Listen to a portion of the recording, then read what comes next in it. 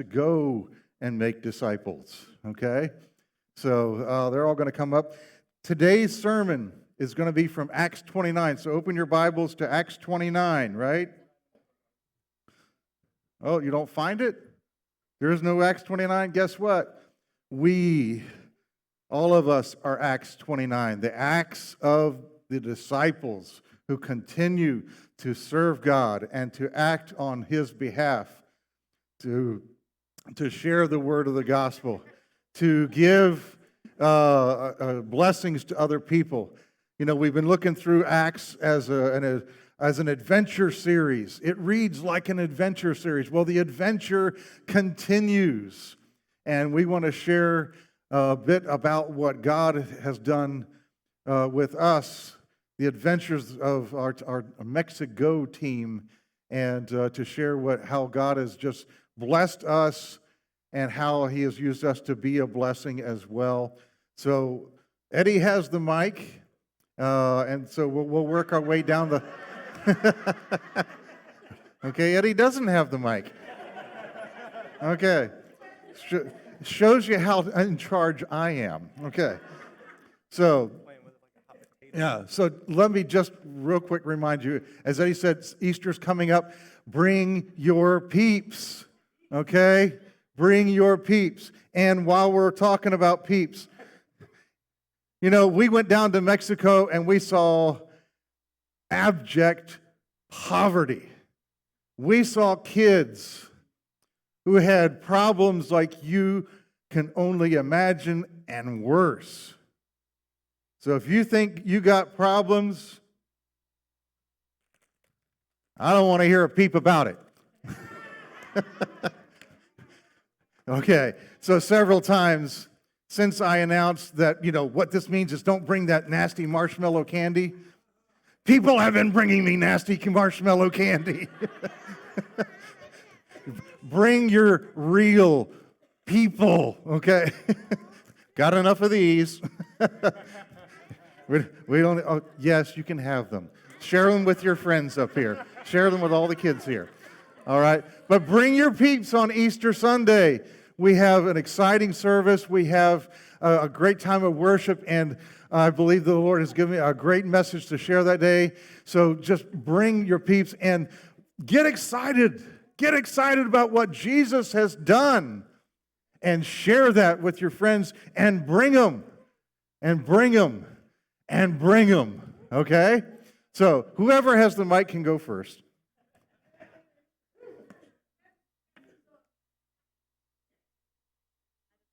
I know better. I was like, oh, I'm not talking first. I'm who's talking. I will start us off today. It was an amazing week. We got there late on Saturday night. We got in, 11, I think, to the outpost where we stayed while we were there, which is 1 o'clock in the morning our time. So we were all pretty like, okay, we're tired. Where's the beds? And so we just kind of crashed. And in the morning, they're like, okay, we're leaving at such and such time to go to church in the morning. So just be up and ready to load in the vans, whatever. And so we knew at least that much, and that's all we knew so far. But Sunday morning, I'll start there because I was good with starting because I'm starting on the first day. And it was really interesting on the first day because we all got up and we went to a church that was about 20 minutes, half an hour away there in Texas, in the States. One of those big thousands of people churches, big old auditorium, you know, the cafe in the lobby, all of those things. And it was good. Like the worship was good and we could worship and we could do that. But it was such a stark difference to then after lunch, the afternoon service, getting to the Mexican church at the end of their service and just seeing such the stark difference between the two. Whereas in the morning, we have a pastor talking to people that don't struggle in poverty and don't struggle in that, talking about doing things for God to get our treasures in heaven, which then we used the whole week as a joke about the things that we were doing. And then going to a Mexican service, well, yeah, we couldn't understand what they were saying, but it was also, we ended up being there on the one Sunday of the month, that one Sunday every month, they do a kids geared service. because they bring in kids from their community for Sunday mornings. And so that is the Sunday we happen to be there. And so they're doing kids worship songs. And so there's motions, and everyone's even doing them. Like the older ladies, everybody is doing motions. They're doing the things. They're talking about Bible stories. There was a skit, so a drama to go with it. And we're like, ooh, we know what they're talking about. It's the 100 sheep, and they kind of combine Bible stories to talk about how God wants to protect us, and when we wander off, that He'll accept us right back, right? And so we can see this acted out literally in front of our face, and just the heart for God that was in that place. It was just an interesting day, because after that, then we went to the orphanage, and even just driving there, the stark difference once we crossed the border of the U.S. to Mexico, and just the difference in economy and difference in so many things. And Sunday was just one of those like overwhelming days of, we went to this church, we went to this church, we went to an orphanage and heard all of these stories and got a tour of the place, and just stories of God's faithfulness over and over and over again to really set us up for the week. I know a lot of us walked out like, anyone else feel like you've been fire hosed with information and just a lot to process in one setting? But one of the things that I keep wanting to call him Suave. There they call him Suave. Steve, the guy that came here to visit when he came to talk to us here, they call him Suave there, so we just got used to calling him Suave. On the first day, I think it was on Sunday, he challenged us that sometime throughout the week, stop doing whatever work project you're on and take a walk. And take a walk, and on that walk, if you have complaints, if you have this, that, or that, or whatever to work through with God, go and do that. Take a walk in our orphanage compound, right? Take a walk and get all the things off your chest, and then spend some time in quiet and listen for whatever He has to say. And if He happens to tell you something about here, come tell me, right? And so just challenging us to do that. And so the next day I ended up doing that, and it was a really awesome time of just walking and praying, and I got some things for them, but I also got some things for myself, and just like got this overwhelming feeling of, these are God's children. In the orphanage, He calls them princes and princesses. You are princes and princesses. That is who you are. And He calls them that all the time. His princesses and His princes, and just the way that they're forming them to have, like, you have value. You're here and we love you. And we're going to show you that no matter what. And I just got this because in Mexico, there's just trash everywhere. Okay? It's the weirdest thing. I never appreciated Adopt a Highway programs more than I did this week. There's just trash everywhere. Plus, he's out in the middle of the desert on the way, like you pass the dump on the way to his orphanage. So there's just trash dumped in the desert everywhere. But even on the walk, like I would notice trash inside the compound, and God just really put it on my heart for my job this week, to clean up all of the trash within their walls. And so that's what I ended up doing most of the week, was cleaning up trash. Everyone else was like shoveling dirt and doing concrete and all the things, and I'm just like doing a million squats all week long. So don't get on me about exercising lately, man. Okay? I don't want to hear it. You squat, you bend over, you squat, you bend over, you just go back and forth. They don't wreck your back. But then the team on Friday then helped me finish, because it was slow going, because there's construction debris and there's all these things. You're finding nails and screws and trash and wrappers and all sorts of things. And just seeing that, be able to finish up on Friday and actually know that the place was clear and just really clear on my heart. I know I'm going along, sorry. Someone else has less time, sorry. Or we'll be here longer, let's be real. But it was just so on my heart that God's like, princes and princesses do not live in a dump. And I know Steve talks about the dump and the kids that live on the dump there. And we did not go there. But it was very apparent that God's heart was, this place, that orphanage compound, this place will not become the dump for these kids. And they won't have to try and pick through and get whatever love they can get after everyone else has thrown it away. Because they can get all of it. They can get all of the love that he has for them in that place. And the orphanage's name is House of Gems, the Casa de los Gemas. And so, and it was just very important to God's heart that it would be a clean place because his kids don't live in a dump.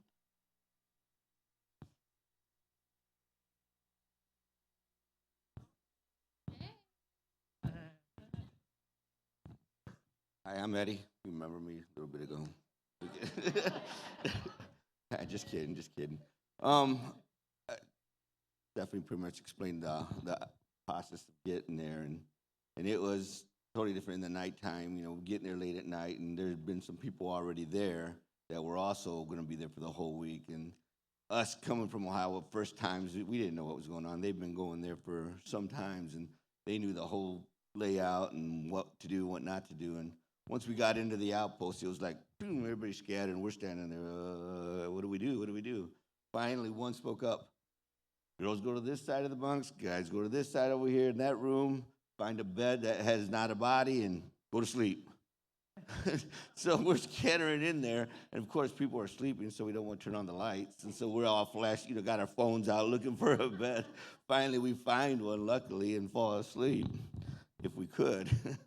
But after that, the days started out with church, like Steph said, and for me, my experiences was when we got into the Casa de Gamas, it was like you saw the outline of the church coming into it. And as you see in pictures, it is a cross. It's beautiful outside, and a lot of work to be done, but we could see all God's hands in there with everybody else working. We walked in there, it was just immaculate. I mean, it was all beautiful.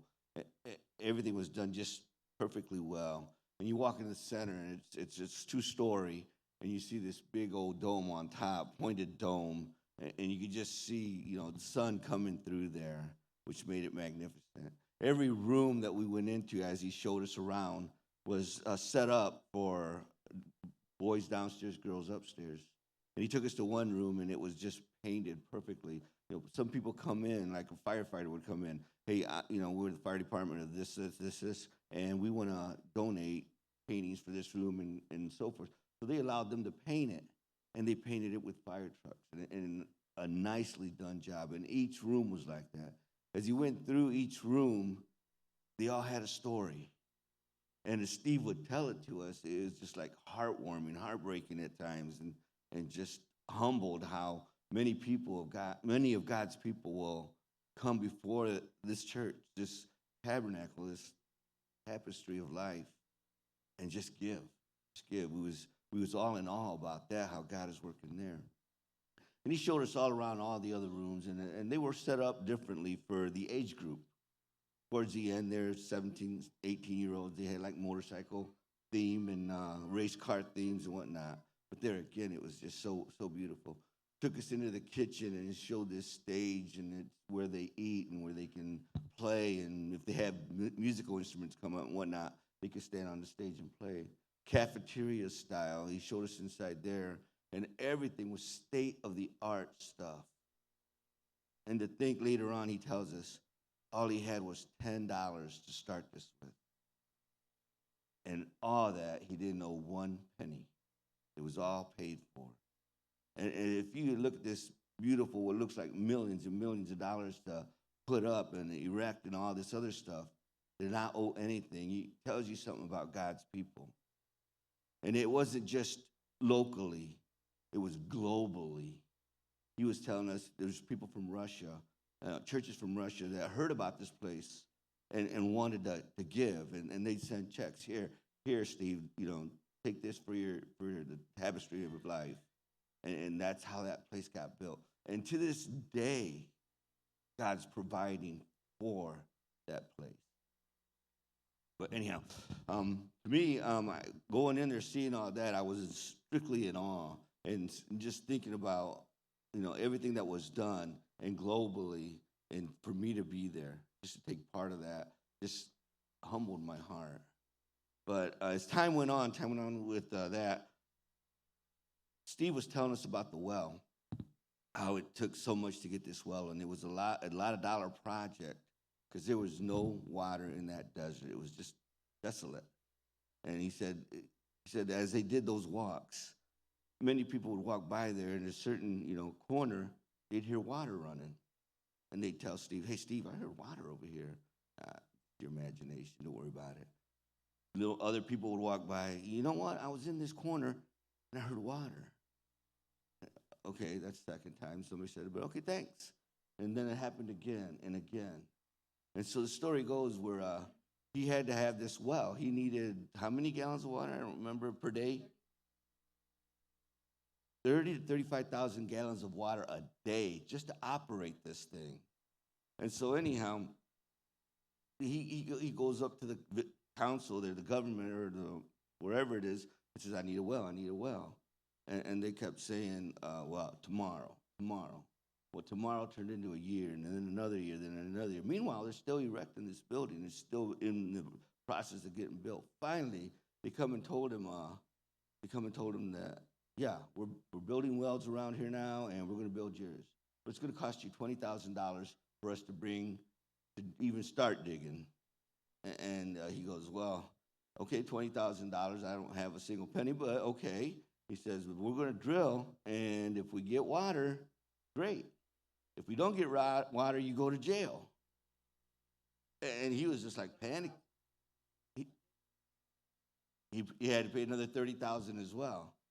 So anyhow, he was all concerned about that, wondering how this was going to happen. And sure enough, he started drilling. Day 1, 10 feet. Day 2, 20, and so forth, so forth. By the time they got to 50 and 60, still no water. And at this point, he's starting to pray and say, the way out of it is break the machine. So he's praying to God, God, please break the machine because I can't make it in jail. Look at me, I'm just a little white boy, and they'll just tear me up in there. So God broke the machine. And then they ended up taking this part. I go, this is the part we need.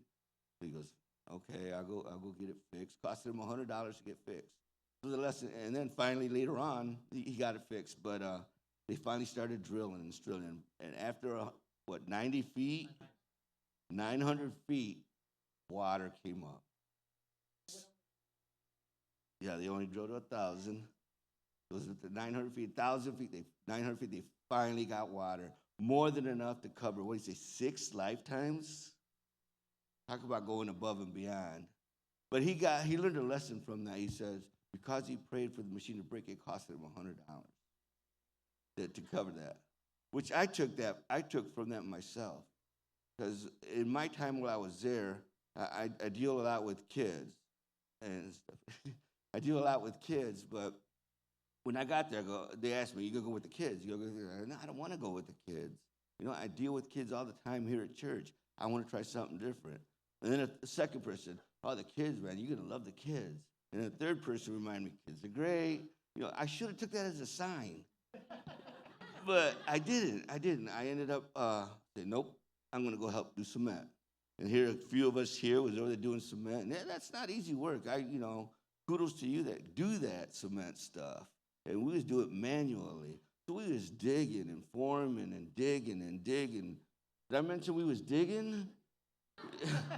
So anyhow, finally, then that wasn't enough. They got the cement mixer out and people pouring 50-pound bags of cement in there and water, and it's stirring up and wheelbarrow carrying it out. And Ross here on his knees all the time just to spread and butter and all this.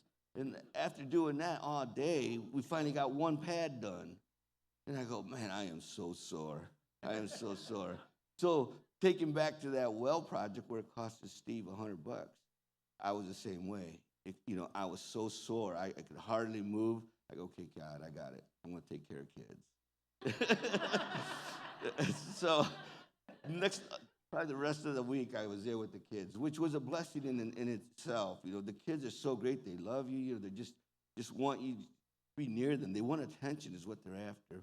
But because I am Mexican as well, and I didn't really want to give it away until a word slipped out, and then it was like,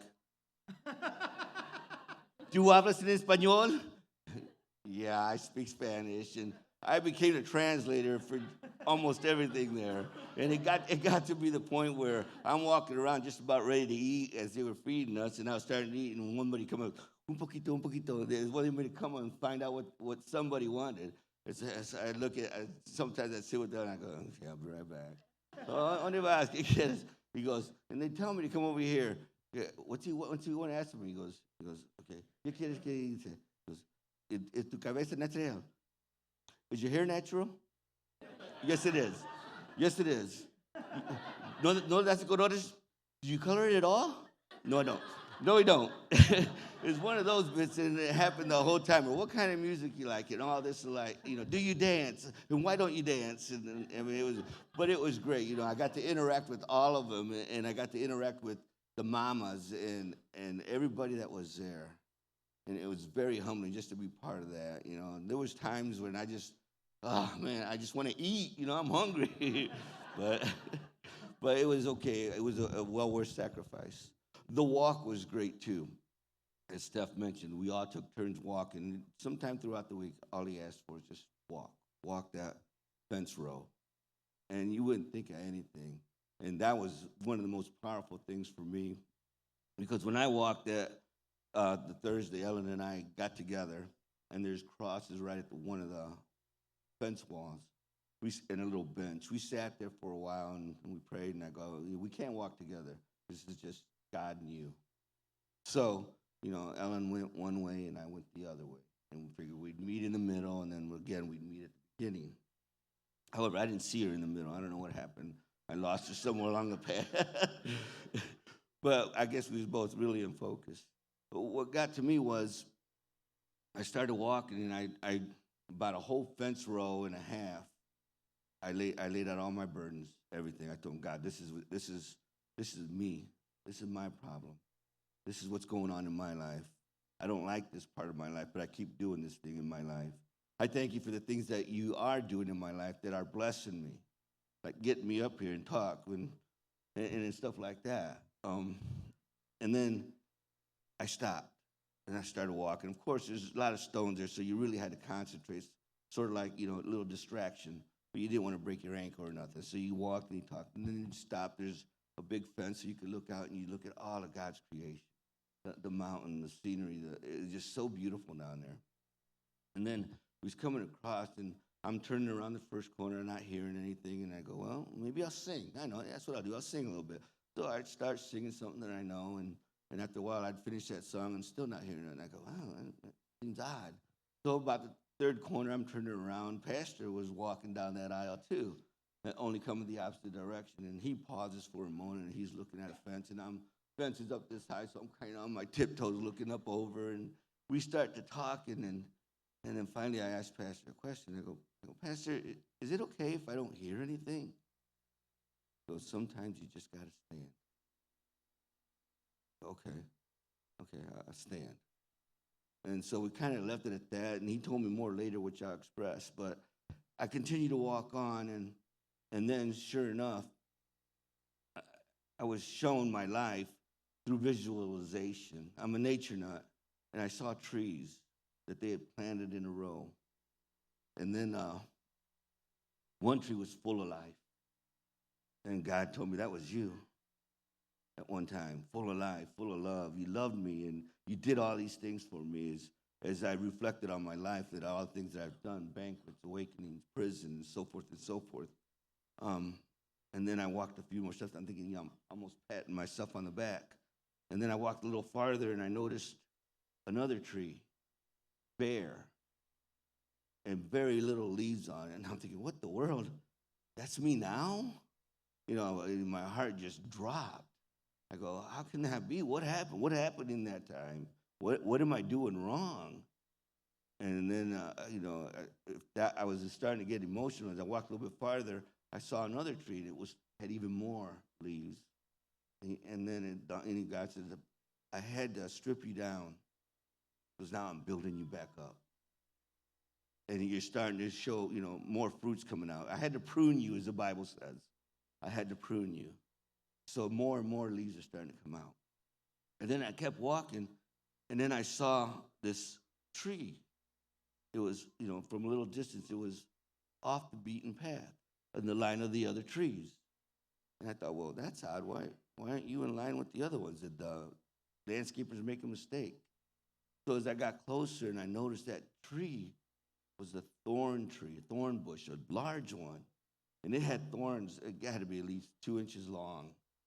And the thought that came to my head was, those are the thorns that were crushed into my head. I died for you. And that just made me so humbled. Tears were just flowing like crazy. And then farther down the line, I saw another tree, and it was even more with more foliage on it, and it had many more leaves on it. This is going to be you later. Keep standing. Keep walking with me. I have already laid out your path. And by this time, tears are falling, and then I get to the point where the 3 crosses were. And I didn't see Ellen at first, so I went to sit down. Sure enough, I see her coming. And I know God was talking to her, and I'm not going to steal her thunder on that should she want to speak about it. But it was so emotional, so emotional. Finally, Pastor come around about a few steps later, and he prayed over us, and it was just powerful. But, you know, I really recommend it. I'm going to cut this short because I know I'm just starting to blab now. But, but there was so much more that happened. You know, it could take me hours and hours to tell you, and things I'll forget or try not to forget that'll come up, just be another, 20-minute talk. But I'd advise you all, if we go again, go. When we go, thank you. When we go again, definitely sign up. It's definitely an eye-opener. Oh, here, I remember one more thing that really got to me that I mentioned. Yeah. At one point, we was eating lunch, and then my heart just felt heavy as I was looking at all the kids and understanding that a lot of these kids lived in the dump, Stephanie said. And a lot of these kids weren't treated right by their families, by the dads. You can read between the lines. And my heart just sank for these kids, and I literally started bawling.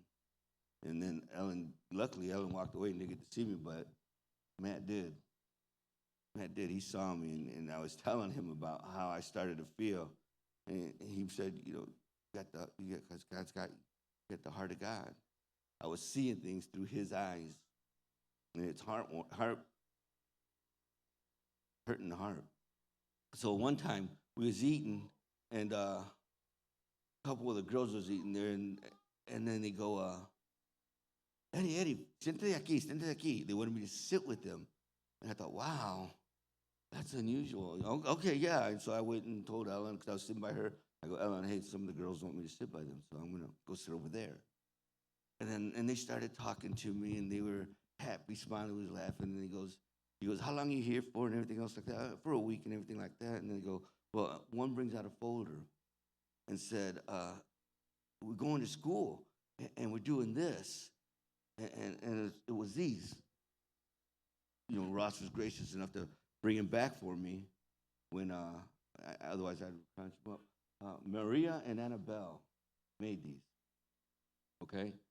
And then they had these. He goes, here. I go, wow, these are pretty nice. Good job, and everything else. He says, take them. I go, no, I can't take them. I don't think I'm allowed to take them. No, please, take them. And they kept pushing me to take them. And I go, okay, all right. I'll take them. But if Suave says I can't take them, I'm going to bring them back to you, okay? He goes, Suave say okay. So I go, all right, but I got to ask him. So, I took him with me. And then after the meal was over, I caught up with Suave. I said, hey, Steve, there's a couple girls that I sat with for dinner, and they gave me these. Now, I don't want to do anything that's going to hinder me from coming back. And they wanted to know if I could take these home. He looks at me, yeah, Eddie, go ahead. And I got a whole refrigerator or a whole wall full of these things. I'm taking them down and putting new ones up. And Sandra, the one next in charge, she has them too. We're the only two that's got them. You made it. I go, excuse me? I made it. He goes, yeah, you got into their hearts. And later to find out, Becky made me feel real good, and that's putting it mildly. Becky knows. She told me that she was talking to some of the girls, and they went to school, and they were just learning about how to color, and they pulled out a pencil as one of their tools. What do you call that? Magic? Well, it was one of their tools that they used to color. The crayon, yeah, the crayon. And these paintings are not only just colored; these are their masterpieces. They gave me their masterpiece, the first drawn. Talk about being humbled for them just to get that. This should not even be in my hands. You know, this should be in Suave's wall, not my wall. But yet they gave them to me. They gave them to me. It's a great time, guys. I don't want to, because I know where I'm going now. And I don't want to, So, good time, guys. I'll probably think of more and I'll steal the mic, but it's a good time, guys. You really got to experience it. Huh? Oh, yeah. Oh, sorry. My next.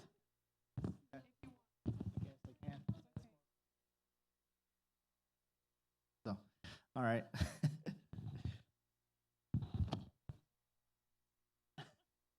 So it was just an interesting experience.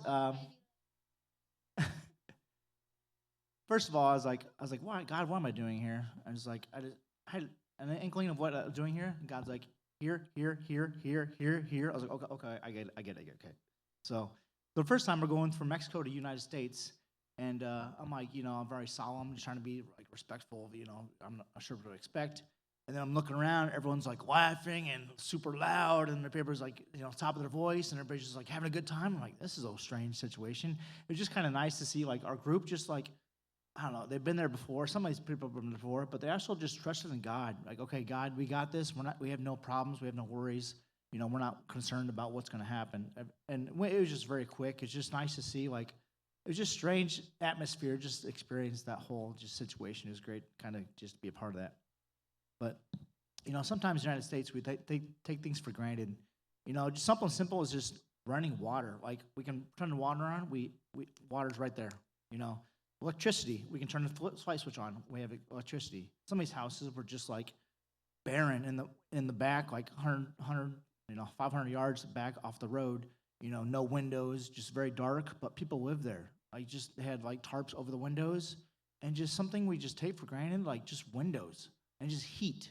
Like and even just toilet paper and like some places we went, the pipes couldn't take the toilet paper, so they did their business and then. To put the toilet paper into a trash bin next to the toilet, and then someone else will later can come empty that. And just think something our pipe system, something we take for granted, something we just like no big deal. We'd put paper down the toilet, we'd flush it. Well, our pipe system can't handle that, and so it's just a different experience being a part of that. And God kind of says, I guess I want to share a verse real quick with you guys. Sometimes we do things for people, and like, would that really make a difference? And sometimes even for kids. And Matthew 25, he's like, truly I say to you, as you did to the least of these brothers, you did to me. For I was hungry, you gave me food. I was thirsty, you gave me drink. I was a stranger, and you welcomed me. And God continues. To those, he says on the right, come who are blessed by my Father, inherit the kingdom prepared for you from the foundation of the world. And sometimes we just think like, oh, that was no big deal. It was just like some random person we interacted with and just engaged with and just encouraged them. And God's like, no, something simple as somebody you don't know, it could be God in the flesh or God's creation you're working on, you're encouraging, you're interacting with. And so whether that's, in Mexico or here in the United States, like somewhere around. It was kind of funny, the Suave, he would like, when the kids got bad, he's like, oh, I'm going to have you work with concrete. I'm going to work with these men. And then it kind of backfired on him because like he had more fights. People are like, oh, I'm going to fight. I'm going to go, so I can work with concrete. Like they wanted to be around these men. They wanted to have this manual labor. And I think one of it was they wanted to actually work, become stronger and, feel good about themselves. partly is work with these men. Like they didn't have any real man influence. Like it was just more of an engagement with like, okay, you know, a strong man, a strong person. You know, some of these people didn't have the greatest livelihoods growing up, and so as a way for them to interact with another man and be like, okay, you know, just work alongside somebody and just be encouraged in who they are, just a person. So, and then like I said, the personal walk. He's like, you know, Suave was like, hey, go take a personal walk, go hear God. And there's a verse in 1 Kings 19:11-13. God says, Elijah, go take a walk, stand on the mountain. And the verse goes, it was a strong wind, and God was not in the wind. There's a strong earthquake, God was not in the earthquake. There's a strong fire, God was not in the fire. But there was a whisper, and God was there. And sometimes we get so involved in our lives, like we have social media, we have TV, we have phone entertainment. Sometimes we neglect just the quiet, just the silence, just to be like, okay, listen to God. Okay, what do you have for me? And sometimes we're like, God, okay, I didn't hear anything. You know, we go on our lives, just like we need something instant. And God's like, hey, just be quiet, just listen, just sit still for a minute and just listen. Or take a walk or just shut off everything and just let your mind just mellow out and just hear what I have for you.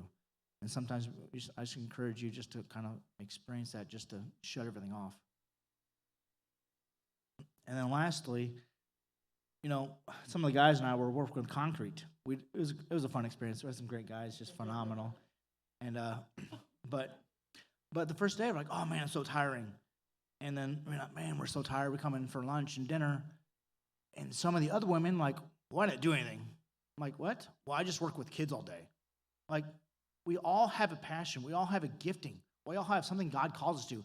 Just because it does not match your thinking of like, oh, I didn't do anything today, doesn't mean God's not using you through that. Like, don't discourage yourself from something. Like, we're all called to different visions and different outreaches. Just because you're not doing something you feel is more important than what you're actually doing, it doesn't mean God's not using you through that. Like I said, Eddie here, I'm going to call you out a little bit, but the first couple of days he's working with concrete, and he was very like, I should work with the kids. I should work with kids. He was like, kind of like, I don't know if I should work with kids or not. I don't want to leave you guys, and I don't want to abandon you guys, but I feel like God wants me to work with kids. And then just like his first or second day, it's just the kids were like, walk, Eddie. And like, had he stayed with concrete, he would not make he would not have that interaction with the kids. But because his own personal like belief, like, I should work with concrete. I want to, you know, I need to do something with these guys. But him interacting with his kids just made a huge difference. Something we couldn't do outside, he could do inside with these people. So don't ever just be discouraged like where you're at. You know, God can use you wherever you're at in life. You know, even though it doesn't feel like, oh, I should do something better. You have different people you're interacting with on a regular basis. So.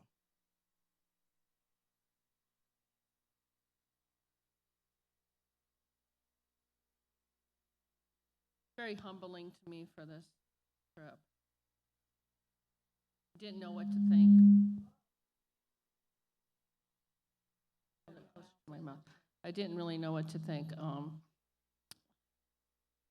Before we got there was other people there that also were workers and the staff, and they were really compassionate. Everybody had the love of Christ in them, and it was awesome to work with them, and we got along so well, and it was just awesome with them. Before we took off in the morning, we were driving across into Mexico, and there was this big bridge, and we always prayed over the bridge in between America and into Mexico for protection and for the children and for our work, which I thought that was really awesome. I really liked that part. When we got to the building, which we had a long, bumpy road to get there, there was these two big wooden doors. It was like a paradise out in the desert. They made these huge wooden doors, probably, 16 feet. Huge. And they opened the doors, and on it, Alabanza, which means praise. And then somebody carved those doors. And on the floor of the, like the entrance into the doors, there was different colors, like a patchwork of colors. There's the cement, and then there's the colorful, brilliant, different colors, like in a patchwork. What? Mosaic tiles were down. It was just, it was awesome. And then when we got in the morning, or we went to the lunch, we all circled around and prayed. We prayed in Spanish, and we prayed in English. And then the children just act like children around here, you know, they don't much English at all. So they really interacted with Eddie very well because of him knowing how to communicate with them. And that really helped us by his interpretations too. And then, but they want to know English, like we want to know Spanish, which was really interesting to know. The one girl, the older girl, she's going to be graduating soon, and she wants to learn English so she can come back and teach the other children English, which I thought was, you know, that was really good for that to happen. As the walk that we talked about,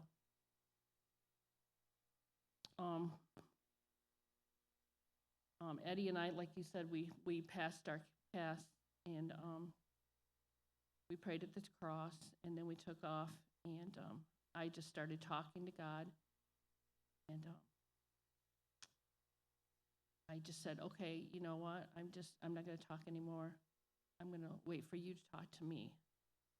And I pretty much almost ran into this thorn bush, and like Eddie said, the thorns brought tears to your eyes because you know what Jesus did for us. You know, those thorns stuck in his skin when he was in the cross. And I walked a little further, and I was looking down, and I saw this little branch, a fairly little branch, small, skinny branch. And it looked almost like the spikes that went into Jesus' hands and feet. And I walked a little further. I didn't hear anything. When I went to the thorns, you know, Jesus said in my spirit that this is what I did for you. And I walked a little further, and there was a bigger branch, and it had a point on the end of it. And he said, no, this is the size. So it was worse thinking that. And then walked a little further, and then there was a cross in a shape, wood shape in a cross behind the building. And I could just, oh my gosh. And then I heard from the Lord, and he said, you of little faith, why do you doubt me? And it just brought tears to my eyes so bad, as it is now. But yeah, it was an awesome time, and I don't doubt. I really don't doubt anymore. And just that was a reenactment, you know, and the sign from him to me. Glad that happened, and the experience was awesome. Play with the kids and that kind of stuff. Yeah. There was also, there was a story that not really a story, but something that happened while we were there with the children. And there was 2 children that tried to escape, and they had a court, and I felt so bad for these children. They thought that the grass was greener on the other side, and they went to take off, and they left, and they ran into the cartel. And they took them someplace, and they said they were going to come back, and they were going to kill them. And they ran away, and they got to a church, and they went to a church, and they were safe at the church, and that God really protected them. And I thought of the prodigal son in this situation. And Steve, you know, Pastor Steve, that they call Suave, he loved on them when they came back. He didn't yell at them. You know, he gave them hugs. And he just punished them for 1 day. So, and they were happy to be back. And it was really strange for me to think of how much danger and those demons out there past those walls, you know. Heartbreaking. And Eddie said something about that this orphanage is kind of like a prison, not really a prison, but it's kind of like when he goes into prison, it's the same thing, they do about the same things. And I said, yes, but these children are being reared up so that they won't have to go to prison. And they'll have the rest of their lives, you know, when they turn 18 and leave. So they won't have to land in prison. So that was a different way to think about it. That's about it. Your turn.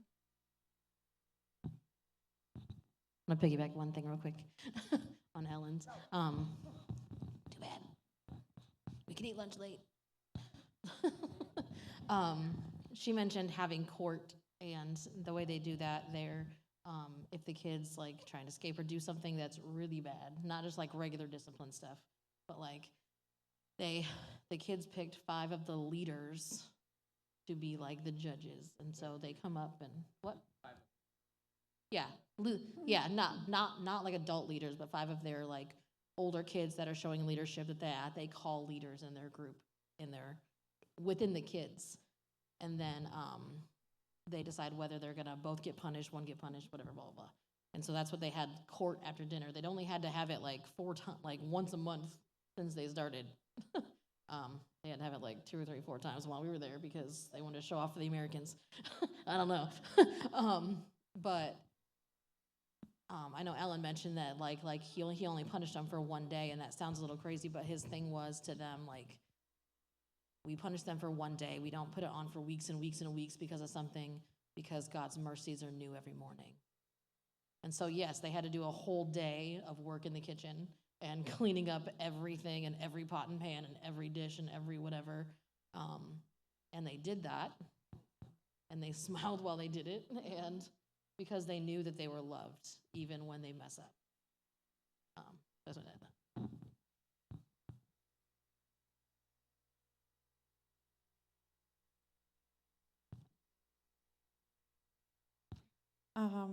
Sorry for our coughs and clearing throats. We're not used to not having sand all over and breathing it in. Oh yeah, yeah. It was truly a great time. We got to do God's work and fellowship with new people. At first, it was pretty overwhelming. It's a lot of things, information, everything. Sunday evening, we were at the outpost, and Steve was talking to us and giving information for the week. Before he was done, he encouraged us to go for a walk by the wall. I thought to myself, no, I'm not doing that. I'm not going to see critters. Because I knew my luck, I would see a snake, and I don't like those. I don't know why I thought that exactly, but I did. And Monday, they gave us a paper with all the jobs that were available. I worked in the kitchen until close to lunch. Steph did too. We had lunch, and then after, I felt a little down. It was also intimidating with all the information and everything that was to be done and what we could do. Someone had said about how long it was around the wall, which it was about a mile, give or take. Becky had seen that something was wrong and suggested I go for a walk. I told her I wouldn't be able to make it around there. Big mistake. And then Steph asked what I was going to do, and I didn't know. And she also suggested a walk. I thought to myself, no, I don't want to. Well, guess what? I went for a walk. It was hot and a little windy, but it really felt wonderful. I was walking and just trying to get it over with. Fast. Eventually, I slowed down and kind of took in everything. It was really beautiful. I had prayed and felt like I wasn't going to hear God. I got close to the end and about a quarter of the way left, and I heard the wind behind me. I felt I needed to stop, so I did. I looked behind me and I seen a light sand tornado outside of the wall. I just felt God saying, I'm here. And he really is, everywhere. Wednesday night, we were getting close to the end of our nightly devotions, and Dave would ask who wanted to volunteer for the next night's devotion. Eddie volunteered, but he didn't realize it.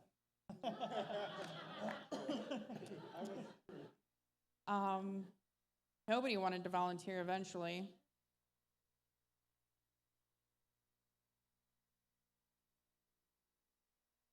Of course, I felt God nudging me. I kept telling him, no, I don't want to, and I'm not going to. Well, we know how that goes. Dave asked who wanted to volunteer for the next night's devotion. I put my head down and said I will. Thursday came and I helped a couple men put in locks and deadbolts. I kept noticing that after the big holes, if they were a little off, he could just use some tools and fix what needed fixed, and it would be fine. That gave me the idea for my devotional, Off the Beaten Path. It doesn't matter where you are or how you strayed from God's path. He still loves you, and he's there no matter what. Which brought me back to my walk and God telling me I'm here. I looked up scripture for all of us to read, and one really caught my eye. Isaiah 30:21. I kept wondering if I should do the missions trip. Oh, sorry, I gotta read that. Isaiah 30:21. Whether you turn to the right or to the left, your ears will hear a voice behind you saying, this is the way, walk in it. Okay, where I was. After being there, I wondered if I really am to be here. Steve kept mentioning divine appointment.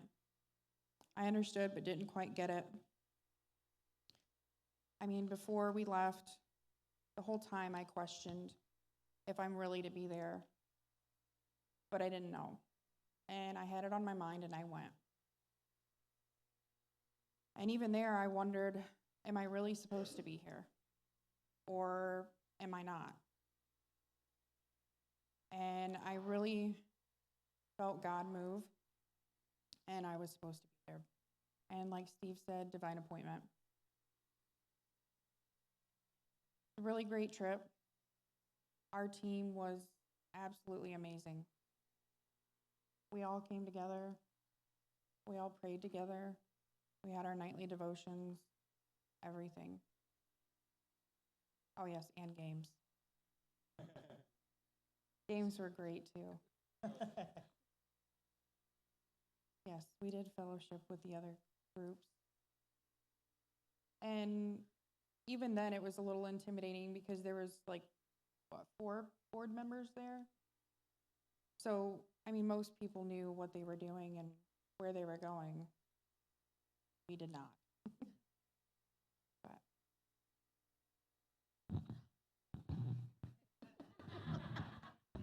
Give her the mic again.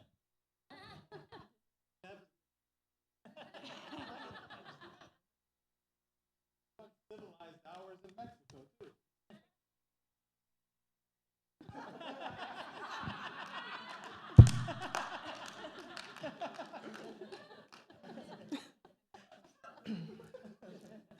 Before I start, Kyle, awesome choices this morning. Thank you. I want to first thank the congregation because of the fundraisers that we did and that we held. Your response was incredible. The church that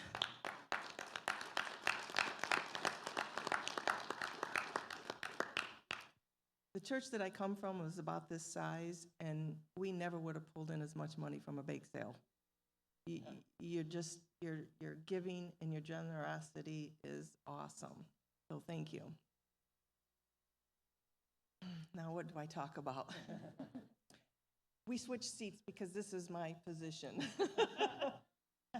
Almost the whole way there, when we were together like this, the three of us. we were a sandwich. And I think I need the support because you know how well I do talking in front of people.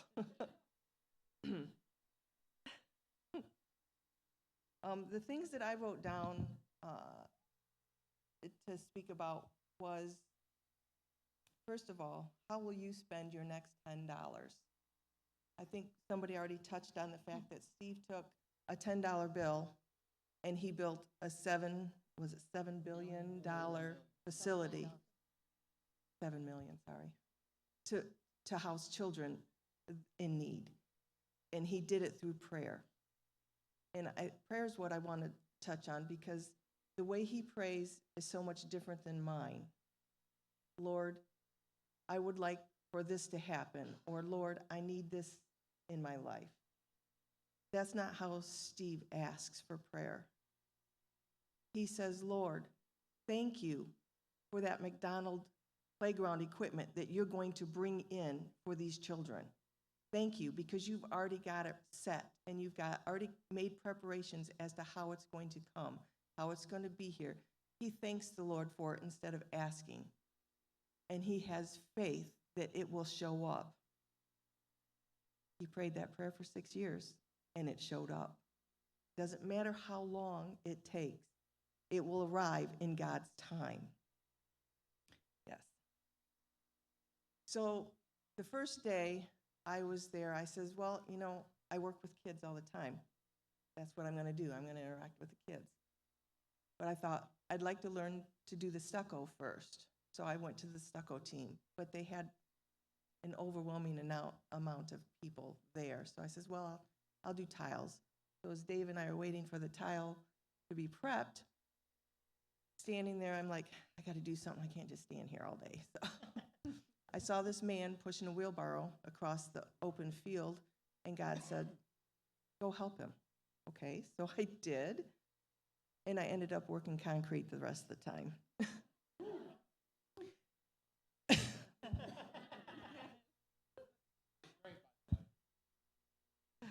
So, meanwhile, inside, the kids were dividing into teams, trying to earn points for prizes. And the second day, I think she was 14 or 16, she comes out and she wants to work with us. So she kind of clung to me because I was the only female out there doing concrete. And we're just going to call her Red so that it makes it easy for my conversation here. Red was dressed in red sweatpants, a red hoodie that she had up over her head, and a black, I don't know what you call them, those masks that you pull up from your, and I'm like, aren't you hot? Oh my word. Because we're sweating, you know, it's hot out. What was it, 75, 80 degrees? And finally I asked her, well as I could anyway, because she only spoke Spanish, aren't you hot? Why are you dressed so warmly? And she pulls up her sleeve and rubs her skin and says, I got the point. I don't know how she said it, but talks about the sand, blowing sand and how it chafes your skin. And it didn't hit me then, but I thought about it later. These girls, I'm mostly the teenage girls is what I'm thinking. They just want to be girls. They want to have the chance to dress up pretty, to wear makeup, to have good skin that the sand doesn't affect. They don't want the sand in their hair. They want to be able to try out coloring their hair in different colors, wear nail polish. But because of the circumstances that they were in before, they couldn't, because they would fear what would happen to them. The cartel, or just any man could come and rape them. They don't have the freedoms that we have. And so she was trying to protect her skin from the sand so that in the future, now that she has a good future because she is safe within the walls of the orphanage, she could have those opportunities. And I thought that was great that Red was able to do that, that she now has the freedom to wear makeup without, to dress nicely without fear of being attacked or abused because she dressed nicely. The last thing I would, I guess I gotta talk about my walk. I don't like to talk about my past because it's depressing. It's ugly. I don't like to talk about it. And I usually don't if I can get away with it.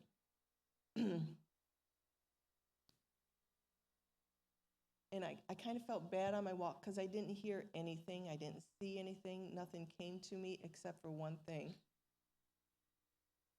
When I was a teenager myself, I prayed to God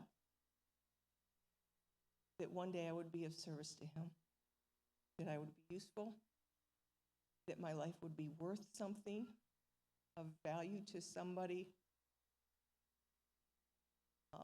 that I would not be full of the shame that I was at that point. And He reminded me on my walk, He pointed out to me, He said, "You are. Your prayer has been answered. Might have taken a long time, but here it is.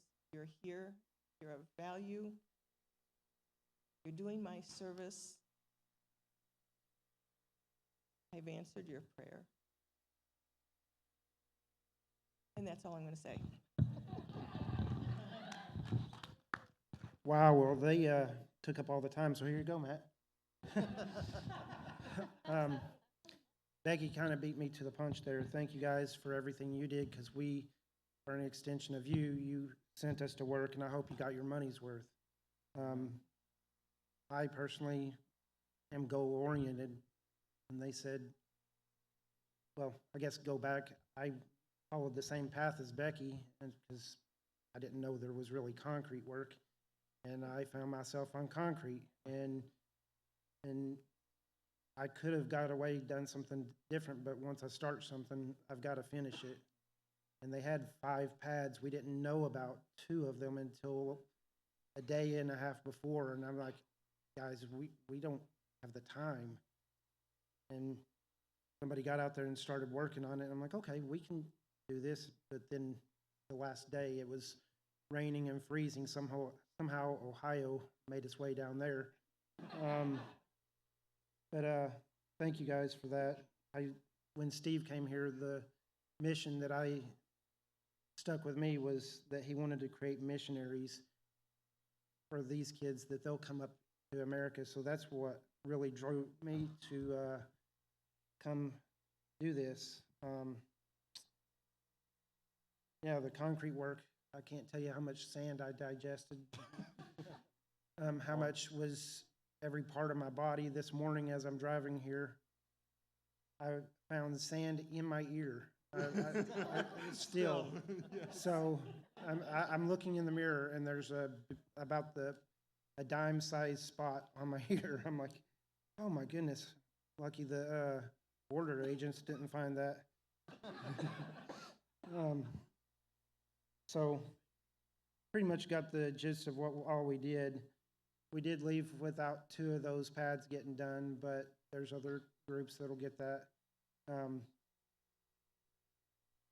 sitting on a wall Thursday, few feet away from Becky, which is a few feet away from Matt. Matt's, I should go down and play, but I don't want to. I'm hurting. And what did you say, Becky, about that still being a mission or a ministry? She was saying something like our work is not the only ministry we have. We need to minister to the kids as well. So I hopped down. I'm like, come on, Matt, let's go. So for the next hour or so, we played basketball, and I could have probably just backed everybody down, Matt included, and just scored at will. But our mission is to get involved with the kids. So I was passing. I'd try to act like I was going after them and steal the ball, and boy, I was going full speed and stopped all at once and buckled my knee, and it's about the size of my thigh right now. So when we were going, Friday was our last day, obviously, there, and they wanted to play, so I had to tell them no. And, you know, it's cold, it's raining, we can't do that.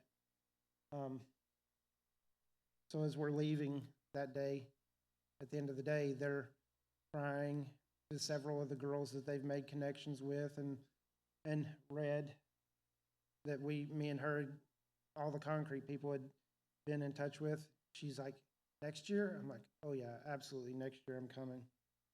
So, I guess, yeah, thank you guys for everything you did to send us in your name, in Jesus' name. So my challenge for everybody here is if we could get 100 people to sell 30 pies, simple. It's 30 pies is simple. That would be $24,000. And not just that. My other challenge would be for you to get involved and come as well.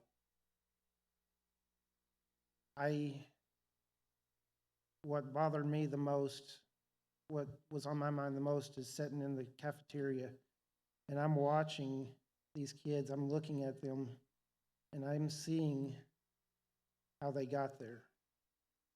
The physical, and you can guess, like Becky said, about the things that they do to not just the girls, but to the boys. And I'm just getting incredibly angry. I had to stop and smile just so they wouldn't see me looking like I was mad at them. So go back, I guess it was probably Thursday, maybe it was late Wednesday, that I started actually talking to them, and it was very hard to talk because I took 2 years of Spanish, and that was 30 years ago. So get to know them. They're calling me Tio, and I'm like, Tio? What? I have no idea. And Tio is uncle, so I guess I'm Uncle Juan. But anyway, just watching them, I can't shake how much, yeah, it's a haven out in the middle of a dumpster. And I don't mean just there's a dump field, but everywhere you turn, there's trash.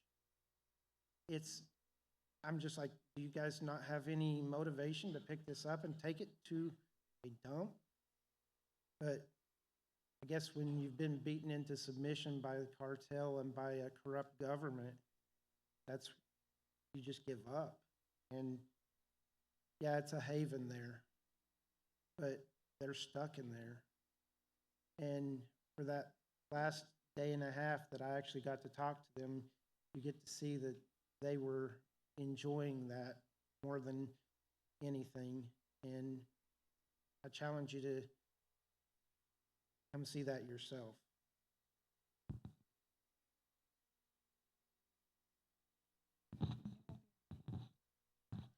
Sorry. What? I know. We were given cards by some people for every day we were gone. And just to show how wonderful and timing that God works, each one of those cards fell in line with our devotionals. And we didn't even read the card until after we were done with our devotionals. So they were very much greatly appreciated. All right, Matt, to you. That wasn't the one I was going to tell. You can tell it. Oh. They're gonna start throwing tomatoes if we don't hurry up. Okay. The biggest thing I want to share is you've kind of heard a lot.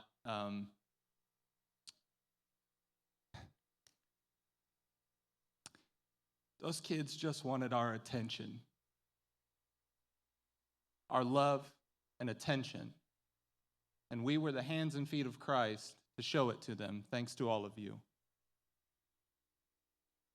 As he mentioned, we were an extension of you, but we were ultimately an extension of him. And the one thing that I want to share is there was a girl there whose 18th birthday it was the week we were there. And we sang happy birthday to her on Tuesday. All 42 of the Americans that were there and all the groups. And we sang happy birthday to her, and she began to cry, sob, just because we sang happy birthday to her. And was so grateful. And every interaction I had with her after that was just amazing. And she was one that she knew some English and some Spanish. Well, obviously all of Spanish. But on the last day, on Friday, I was sitting with the translator at the end. And so it made it really nice. You know, I could talk to her and another girl who were very interested in learning English. And I'm over here very interested in learning Spanish. And so this guy is like ping pong ball. What did they say? They said this. How does that go in Spanish? It goes like this. How does that go in English? Back and forth. Eddie's Mr. like, da, da, da. Eddie was literally a godsend. But I got so attached to so many of them, but on the last day, and it's burned into my head.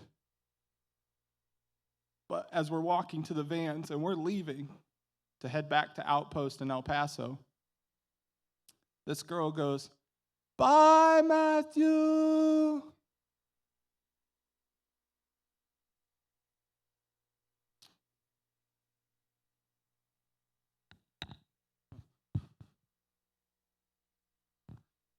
And it's stuck with me because, again, all they want is our attention.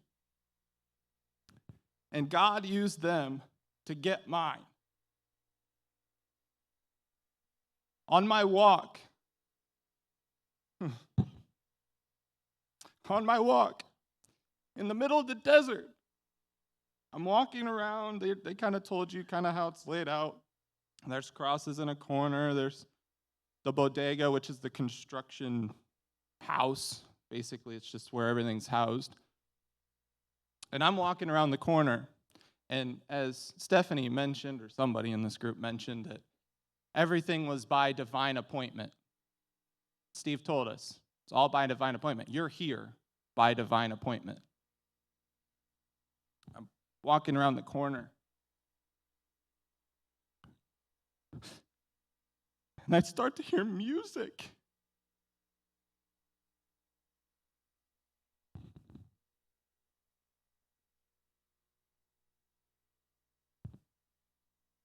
Like, what is this? And all I want is comfort, because I'm like, what is this music? And in my spirit, I'm just like, I got to tell somebody. 10 paces ahead of me is Stephanie picking up trash. I'm like, Stephanie, can I have a hug? Well, of course. Sobbing. Like, I hear music in the desert.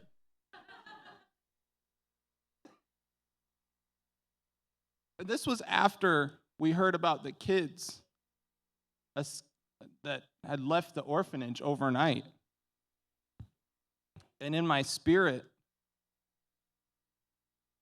I'm praying, God, protect this place. Because now the cartel have taken these kids. They've now come back. But the cartel are going to look for a favor. I didn't kill them. You owe me. And so they're going to go to Steve wanting a favor. And I'm like, God, protect this place. The cartel runs Mexico.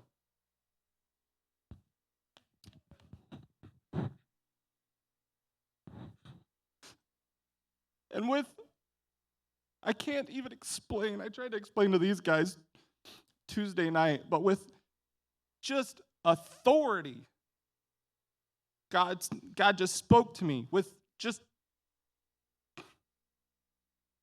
ground-shaking authority. What has been built in my name, nothing stands against.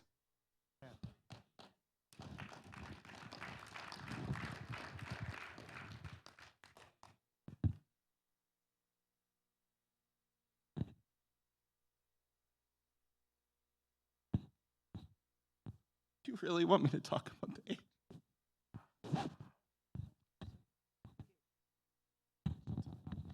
Okay, so the main groundskeeper's name was Umberto, and he told us a story one day of a vision that he saw. He said he looked up and he saw an angel above the orphanage. And of course, there's a language barrier between us, but Umberto said this angel was very, very large, that he had a sword, flaming sword with much fire. And his wingspan covered the entire property. And he said he was a very, very brave warrior, and that was what the vision that he had. So I took that to believe that Michael, the archangel, is standing guard over that orphanage, and nothing is going to get at his children. God is protecting that orphanage. And it went along with so many of the other stories that we heard. God is over that place. And he's got his hand in it, and over it, and around it, and everything.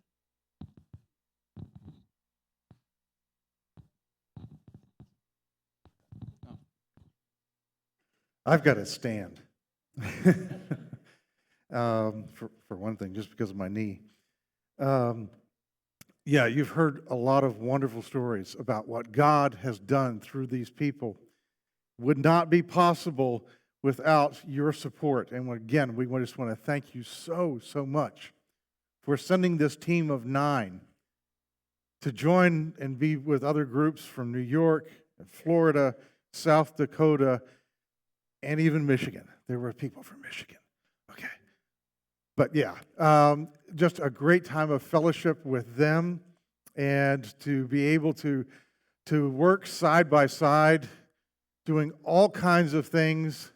I'll just tell you the things that I didn't stick with one thing throughout the week. Okay, I was like the butterfly. I was like the mariposa. I went to different things. Okay, so on Monday I went to go tile, but got pulled into installing cameras, and so I did that on Monday. Tuesday I did excavation work, digging with pickaxes and shovels and rakes and stuff to get the ground ready to pour in the pads for the areas, the entryways into the doorways. So I got some of that, and one day of that was enough. And so then Wednesday we went into Juarez, and we went to a mall, and we went to Walmart, and we went to some other shops, and did shopping for gifts for the kids, for their birthdays and for prizes at the end of the week, that kind of stuff. And it was just a great fellowship there as well. But to know that these kids were going to just, their faces lit up when we gave them to them on Friday, and we knew that was going to happen. And so we knew that was a great day as well. Thursday, let's see, what did I do on Thursday? Thursday, I did tiling. I finally got to tile, and we were tiling the interior walls of the clinic, getting that ready so that if kids get sick, there is a clinic there with professional care for them. So that was an important thing to do. Friday, we all joined in with Stephanie in picking up trash and cleared up the whole area. And they even, when we were in town, they bought a magnetic roller, so that was following everybody picking up the trash. We could come back and forth behind the line and run that magnetic roller and pick up nails and all kinds of metal things there until the wheel fell off. But then I found the washer and the screw and put them back on, and was able to go over the baseball / softball / kickball field that they had lined out, and so make sure that there was nothing on the field for them if they were running and sliding and whatever. So, but we did all that, and then Friday afternoon was the party for the kids who had birthdays in March and April. But one girl turned 15, and here in the States, it used to be when a girl turned 16, it was a sweet 16 party. Well, in Mexico, it's at 15, and they have a special birthday celebration they call the quinceañera. And if you know anything about that, it is such a big, big deal. Some families will spend more on their daughter's quinceañera than they will on her wedding.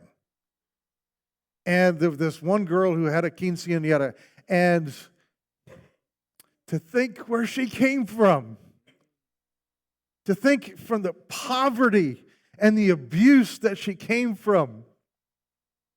She came down those stairs wearing a beautiful, beautiful ball gown with the whole hoop skirt to it as well, and her hair was curled.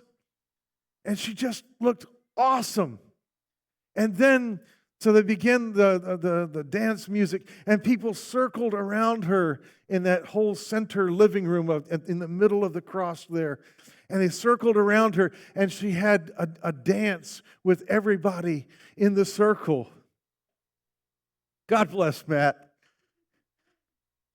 Before he danced with her, he bowed and said, "Princess." And she said, "Oh, thank you." And she felt like a Disney princess. To know where she came from, to be treated like a princess of God. Wow. The amazing work that is being done there, we can't explain. You got to come and see. You got to come and see. So much has been said, I've got the mic every week, so I'm not going to go into everything. Let me just say this: when I was out on my walk, as I was coming to the end of my walk, I'm passing by the buildings that are the classrooms, and the girl in the classroom sees me. She goes, "Hello, hello." She calls out to me, "Hello," and then the Lord just had me say, "Gloria a Dios." And she didn't hear me or understand me clearly. And so she said, "Mande," which is an idiom in the Spanish language. Mande, which means it's like, "Come again?" Mande, come again? So I said it louder, and so she repeated it back to me. Gloria a Dios. But it struck me, mande is from the verb mandar, to send. That idiom more literally means send it again, send the message again. How many times do we have to send the message until it's received? They might not hear it. They might not understand it. It might not be clear to them. Well, we've got to send the message over and over and over again until they get it. Monday, send the message.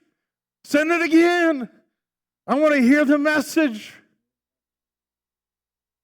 Keep sending the message every day of your life. Keep inviting. Keep talking to them about Jesus until they get it. The other thing I just want to share with you. Yeah, okay, we're getting there. Okay.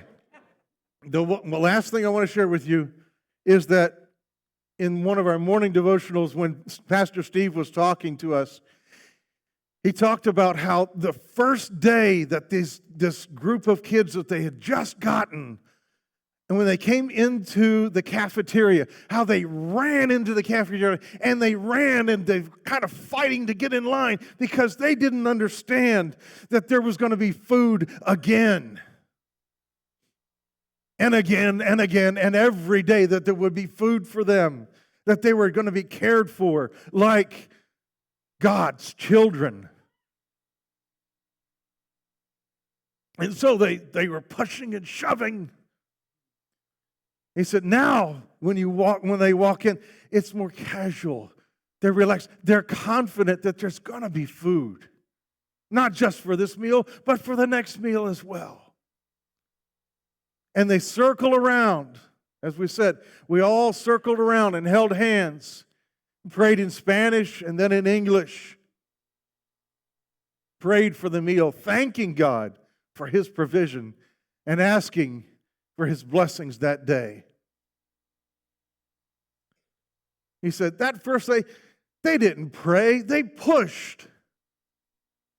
That little phrase stuck in my tiny little brain.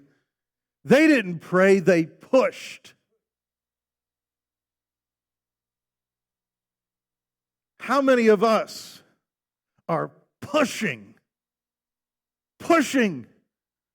trying to shove other people out of the way because we want our blessing, we want our benefit, we want our good, we want what we think it belongs to us, and so it was funny when they had the birthday party. They had the piñatas. Thank you. They had the piñatas. And this one girl came away, because they had multiple piñatas, and this one girl came back to her cafeteria table, and she had a whole bag full of candy. And Matt was looking at her and said, oh, wow, that's great. And she said, yeah. Yeah, she beat the other kids out of the way, pushed them out of the way to get a whole bunch of candy. But yeah, but that first day, they pushed. And how many of us are pushing for our own benefit, for what I want, for what benefits me and my agenda? Versus, are we praying? Are we seeking God first and His kingdom, His will? I had to quiet my heart. Praying. When the disciples asked Jesus, teach us to pray. We all know the Lord's Prayer. I want us to just say that all together. We're going to use the old King James because that's what we all know. Okay, and we're going to use the word trespasses, okay? So, let's all pray together, okay? Our Father, who art in heaven, hallowed be thy name. Thy kingdom come, thy will be done on earth as it is in heaven. Give us today our daily bread, and forgive us our trespasses as we forgive those who trespass against us. And lead us not into temptation, but deliver us from the evil one. For thine is the kingdom, the power, and the glory forever. Amen. At the beginning of the Lord's Prayer, our Father who art in heaven, hallowed be your name. Holy is your name. You are glorious. You are why we do all this. It's for your glory. And it ends. For thine is the kingdom, the power, and the glory forever. It begins and ends with God's glory. Everything we do in the middle is for His glory. I've been in too many churches. I've seen too many churches where the church tries to market their brand. And that's what it's become. It's marketing our brand. So people will come to us, and we can increase our numbers, and we can look good because we're a growing church, and because, we've got all these things going on, and we got all this wonderful building and all this wonderful equipment, and we got so many people. This is just, that's not what it's about. That's not what it's about. We have the picture, our little logo up here of the house with the cross in the middle. It struck me that we, as the church, are to be doors of God's glory. Puertas de gloria. Doors of glory. We worship a mighty God in here. And when we open the doors, His glory should shine out. I'm going to ask the folks who are launching Cornerstone to come forward. All 20 of you, whatever it is, and come up here and on the first step, and if you can just move your feet back a little bit, give some room up here on the steps and on the floor. Grace Church should be a puerta de gloria, a door of glory. And we send these people out to form a new church called Cornerstone. And they will also be a door of glory to shine forth.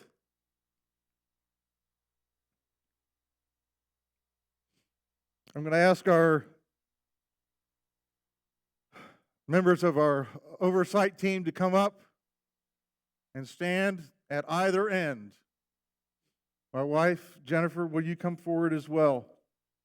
We're going to stand before them. The Mexico team, you stand behind them.